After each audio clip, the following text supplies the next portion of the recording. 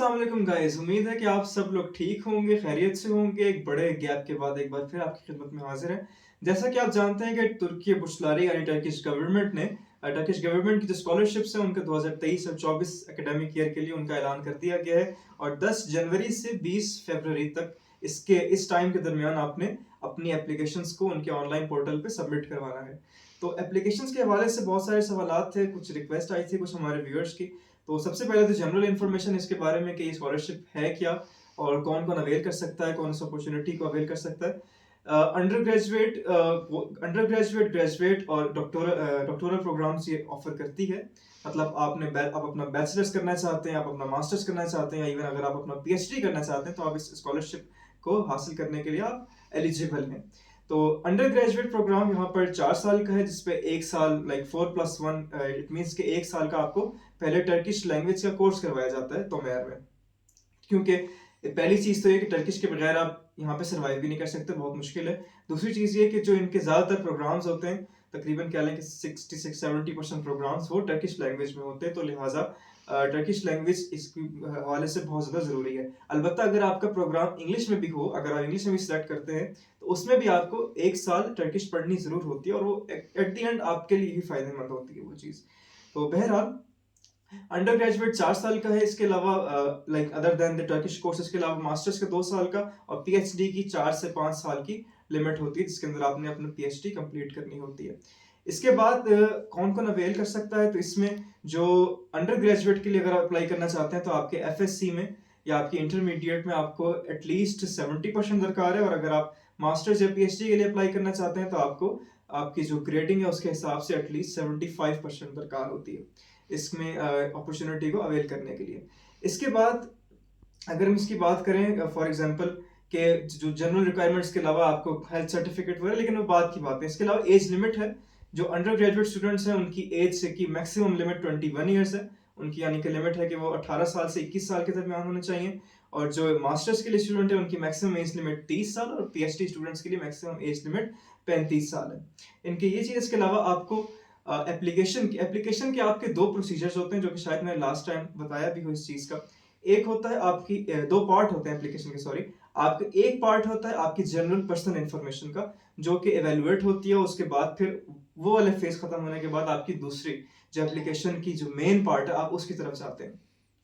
जो दूसरा हिस्सा है आपकी एप्लीकेशन का, उसमें दो चीज़ें बहुत इंपॉर्टेंट होती हैं। इसमें एक लेटर ऑफ इंटेंट, उसके अंदर आप अगर मास्टर्स और पीएचडी के लिए अप्लाई कर रहे हैं तो आपके जो प्रोफेसर से आप रेफरेंस लेटर लेंगे, जो रेफरेंस इंफॉर्मेशन है वो आपके लिए बहुत मैटर करती है। उसके हवाले से भी आप देखें, आप उसको रेफरेंस इंफॉर्मेशन अपने रेफरेंस लेटर्स लें अपने प्रोफेसर से। इसके अलावा एक पोर्शन होता है आपके एप्लीकेशन में सोशल एक्टिविटीज़ का। अंडर ग्रेड वालों के लिए होता है सोशल एक्टिविटीज़ में आपके पास ऑप्शन होती है कि आप वहाँ पे सर्टिफिकेट अपलोड करते हैं अपने डिफरेंट को करिकुलर और एक्स्ट्रा करिकुलर एक्टिविटीज के, और इसके अलावा उसमें वॉलंटरी एक्टिविटीज का भी एक पोर्शन होता है जिसमें आप अपनी वॉलंटरी एक्टिविटीज ऐड करते हैं कि आपने किस किस जगह काम किया। फॉर वॉलंटरी एक्टिविटीज से मुराद फॉर एग्जांपल, इसकी छोटी सी मिसाल है कि अगर आप कहते हैं कि मैं अभी कोविड के ज़माने में जो प्राइम मिनिस्टर की टाइगर फोर्स का हिस्सा था, फॉर एग्जांपल जस्ट एग्जांपल के तौर पर बता रहा हूँ कि वो टाइगर फोर्स का हिस्सा था, आप उसको इस चीज़ को ऐड कर सकते हैं एक वॉलंटरी, और एक बहुत एक स्ट्रॉन्ग एक चीज़ आपकी एप्लीकेशन में ऐड हो जाएगी। इसके अलावा clean and green Pakistan project था, आप कह सकते हैं कि मैं as a student clean and green Pakistan project का हिस्सा था, तो आप इसकी भी चीज़ आपको बहुत फ़ायदा होगा आपकी एप्लीकेशन में। अलबत्ता ये कि आपको जो आप अपनी एप्लीकेशन में ऐड करते हैं, तो इंशाल्लाह अगर आपको इंटरव्यू की कॉल आती है, क्योंकि एप्लीकेशन इवैल्यूएशन मेन एक स्टेज है, उसके बाद फिर जिनकी एप्लीकेशन सक्सेसफुली इवैल्यूएट होती हैं उन्हीं को फिर इंटरव्यू की ईमेल आती है, उन्हीं को इंटरव्यू की कॉल आती है। वरना जिनकी एप्लीकेशन सक्सेसफुली इवैल्यूएट नहीं होती तो वो उसी स्टेज पे रिजेक्ट कर दिए जाते हैं। तो अगर जब आपको इंटरव्यू की इंशाल्लाह कॉल आती है तो जो कुछ आपने अपनी एप्लीकेशन में लिखा है उसके हवाले से उस आपके सवालात उसी के मुताबिक करते हैं आपसे इंटरव्यू में। तो इस चीज़ का ख्याल रखिएगा कि आपने कोई ऐसी चीज़ एप्लीकेशन में ऐड नहीं करनी कि जिसको आप उनके सामने जाके फिर जस्टिफाई ना कर सके। ये चीज़ यहाँ पर डिटेल बहुत ज़्यादा इंपॉर्टेंट है। इसके अलावा अगर आप कहते हैं कि आपका लेटर ऑफ इंटेंट, तो लेटर ऑफ इंटेंट की बातचीत मतलब काफ़ी हर दफ़ा एक काइंड ऑफ बहस होती है इस हवाले से कि हम क्या करें, कैसे लिखें, कोई प्रोफेशनल राइटर हायर करवाएं। तो इसके लिए जो मैं आपको पर्सनल ओपिनियन अपना दूंगा, जो मेरी पर्सनल ऑब्जर्वेशन है कि लेटर ऑफ इंटेंट किसी भी तरह करके खुद लिखें अपना, क्योंकि अगर आप किसी से लिखवाते हैं तो मोस्टली वो चीज़, क्योंकि जब आपकी एप्लीकेशंस इवैल्यूएट होती हैं तो वो भी सारे ऑब्वियसली क्वालिफाइड प्रोफेसर्स होते हैं, तो उनको भी आपके कैलिबर का अंदाज़ा होता है। तो आपकी एप्लीकेशन से या आपके इवन जो उसमें पाकिस्तान के रिप्रेजेंटेटिव्स भी होते हैं, उनका आपके कैलिबर का अंदाज़ा होता है। लिहाज़ा अगर आप किसी प्रोफेशनल राइटर से लिखवाते हैं, तो जो मेरी अब तक की पर्सनल ऑब्जर्वेशन है कि मोस्टली वो चीज़ उनको डिटेक्ट हो जाती है और वो फिर रिजेक्ट कर दी जाती है। तो लेटर ऑफ इंटेंट मैं आपसे कहूँगा कि किसी भी तरह करके कई इस तरह के आपको लेटर ऑफ इंटेंट के लिए मॉडल्स भी मिल जाएँगे, आपको गूगल पे मिल जाएँगे। इसके अलावा आपको फेसबुक पे या दूसरे सोशल मीडिया साइट से भी आप किसी जो उनके सीनियर स्टूडेंट्स हैं पुस्तकालय के, आप उनसे भी इस बारे में राब्ता कर सकते हैं। तो लेटर ऑफ इंटेंट अगर आपको किसी किस्म की चाहिए तो आप बेशक मुझे भी कांटेक्ट कर सकते हैं, कोई इशू नहीं है इस हवाले से। तो लेटर ऑफ इंटेंट लेकिन मैं कहूँगा कि आप खुद लिखें अपना। रही बात पीएचडी और मास्टर्स, मास्टर्स और पीएचडी वालों को इसके साथ एक रिसर्च प्रपोजल भी लिखना होता है, जो कि हम इंशाल्लाह किसी पीएचडी या मास्टर्स स्टूडेंट के साथ एक दिन ज़रूर इस हवाले से भी करेंगे आजकल के दिनों में कोई इंटरव्यू, ताकि आपको वो बेहतर तरीके से इसका बता सके। रिसर्च प्रपोजल जो कि आपने लिखना होता है, उसके आपकी एप्लीकेशन का हिस्सा है वो। उसमें हमें बताना होता है कि आप किस टॉपिक के हवाले से या किस फील्ड में रिसर्च अपनी कंटिन्यू करना चाहते हैं तुर्की में, मास्टर्स और पीएचडी में। इसके अलावा अगर इस स्कॉलरशिप्स की पर्क्स की बात करें, तो स्कॉलरशिप में सबसे पहले आपकी ट्यूशन फ़ी कोई नहीं होती, फ्री होता है। इसके अलावा आपकी एडमिशन फ़ी, हर तरह की आपकी फ़ीसेस फ्री होती हैं। आपकी जो हेल्थ इंश्योरेंस है वो आपको दी जाती है टर्किश गवर्नमेंट की तरफ से। इसके अलावा एक दफ़ा का आपको टिकट दिया जाता है। फॉर एग्जांपल जब आप वीज़ा फ़ीस कोई नहीं होती, वीज़ा फ़ीस आपकी फ्री होती है। इसके अलावा जब आप आ रहे होंगे यहाँ पे तो आपको फ़्लाइट टिकट दिया जाएगा, और जब आप 4 साल या 5 साल बाद अपनी डिग्री कंप्लीट करके जाएंगे तो फिर आपको उसका एक वापस जाने का एक बार टिकट दिया जाएगा। तो ये है। इसके अलावा आपको हर महीने स्टाइपेंड दिया जाता है गुजारा करने के लिए, अपनी जो आपकी नॉर्मल ज़िंदगी है वो गुजारने के लिए यहाँ पे। तकरीबन इस वक्त जो स्टाइपेंड है वो बैचलर्स वालों का, अंडर ग्रेजुएट वालों का है 1500 लीरा, और मास्टर्स वालों का है 2000 लीरा, और पीएचडी वालों का है 2500 लीरा। तो अब स्टाइपेंड के हवाले से भी कुछ इसके ऊपर आता है कि क्या स्टाइपेंड काफ़ी होता है, क्या स्टाइपेंड काफ़ी नहीं होता। तो ये डिपेंड करता है आपकी सिटी के एतबार से।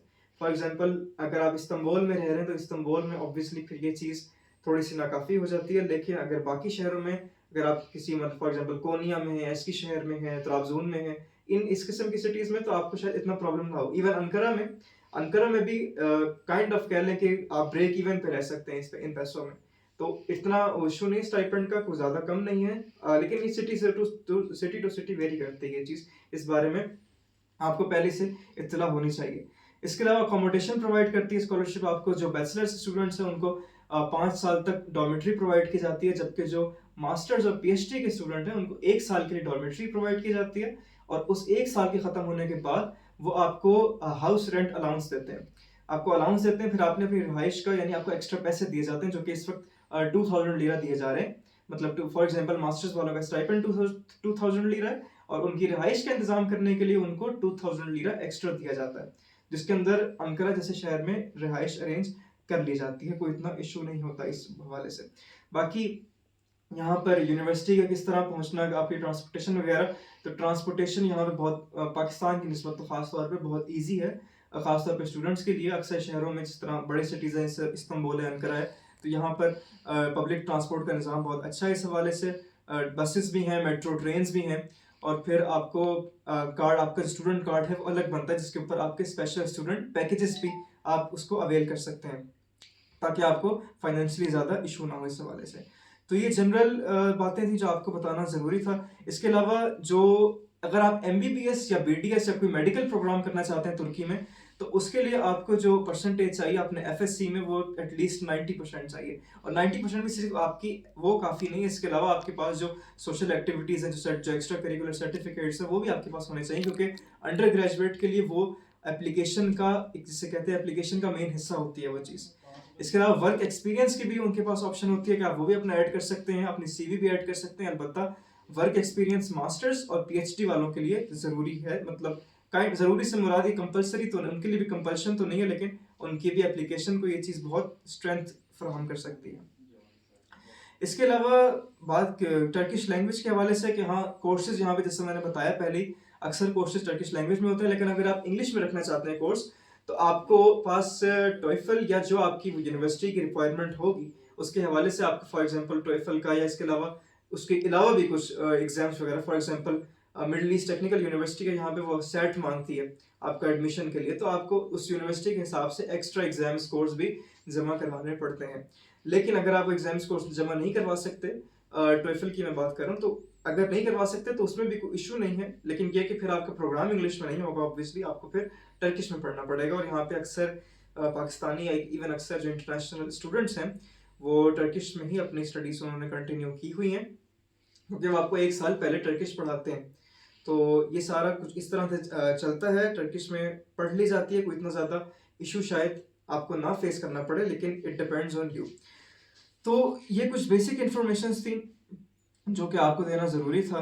तो इसके अलावा यूनिवर्सिटी के हवाले से अगर आप बात करें, जो कि आखिरी में ये बात करूँगा, यूनिवर्सिटी प्रेफरेंसेस आपके पोर्टल पे दी जाती हैं। उसके साथ आपने देखना है कि आपने 12 यूनिवर्सिटी प्रेफरेंसेस आपने सेलेक्ट करनी होती हैं। उसपे कुछ बच्चे गलती ये करते हैं बाज़ औक़ात कि बहुत ज़्यादा, फॉर एग्जांपल अगर 12 यूनिवर्सिटी की प्रेफरेंसेस उन्होंने सेलेक्ट करनी है तो उसमें वो 3-4 प्रोग्राम्स, इवन बाज़ औक़ात रिलेटेड प्रोग्राम्स भी, फॉर एग्जांपल 12 यूनिवर्सिटीज़ उन्होंने सेलेक्ट की हैं, तो उसमें अगर कोई सिविल इंजीनियरिंग कर रहा है तो किसी ने सिविल इंजीनियरिंग भी सिलेक्ट कर दिया, किसी ने आर्किटेक्चर, उसी ने आर्किटेक्चर भी सिलेक्ट कर दिया किसी यूनिवर्सिटी में, और किसी में लेट्स से जियोलॉजिकल इंजीनियरिंग भी सिलेक्ट कर दी है।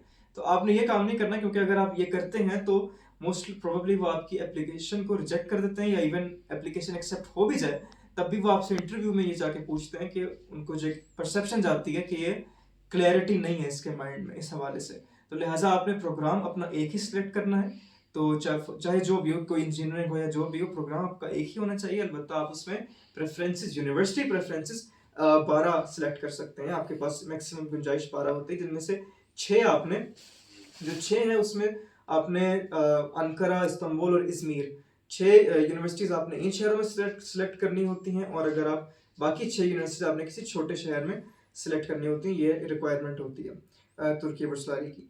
बाकी अगर आप मुझसे सजेशन मांगे इस हवाले से, तो आई वुड से, क्योंकि आपकी जो फर्स्ट प्रेफरेंस होती है वो आपकी सबसे ज़्यादा सबसे ज़्यादा प्रेफरेबल आपकी तरफ से वो काउंट की जाती है, जिसको सबसे ज़्यादा फोकिया दी जाती है। तो मैं आपको यही रिकमेंड करूँगा कि आप अगर अंकारा सिलेक्ट करते हैं तो अंकारा स्टूडेंट्स के लिए एक बहुत अच्छी जगह है, स्टूडेंट्स के रहने के लिए, मतलब एज कम्पेयर टू इस्तांबुल या दूसरे शहर, I would recommend Ankara in that case. लेकिन ये डिपेंड करता है आपके प्रोग्राम के हवाले से। फॉर एग्जाम्पल आपका क्या प्रोग्राम है, अगर आपने मेडिकल पढ़ना है तो उसके मेडिकल पढ़ने के लिए आपके पास लाइक दूसरे हाजीतेpe यूनिवर्सिटी है, इसके अलावा अंकारा यूनिवर्सिटी है, तो ये डिफरेंट, इसके हवाले से मैं एक डिफरेंट वीडियो बनाऊंगा कि आपकी कौन सी यूनिवर्सिटीज़ किस हवाले से मशहूर है यहाँ पे। तो मेरे ख्याल से ये बेसिक इन्फॉर्मेशन थी जो देना आपको ज़रूरी था इस पूरे एप्लीकेशन के हवाले से। अगर कोई चीज़ क्लियर नहीं कर पाया मैं, अगर कोई सवाल आपके जहन में रहता है तो आप प्लीज़ कमेंट सेक्शन में वो सवाल कर सकते हैं। अगर ज़रूरी हुआ तो उस सवाल के ऊपर भी एक अलग वीडियो बना के मैं आपको ज़रूर दूंगा। तो मिलते हैं आपसे अपनी अगली वीडियो में, तब तक के लिए अपना ख्याल रखिएगा। खुदा हाफिज़।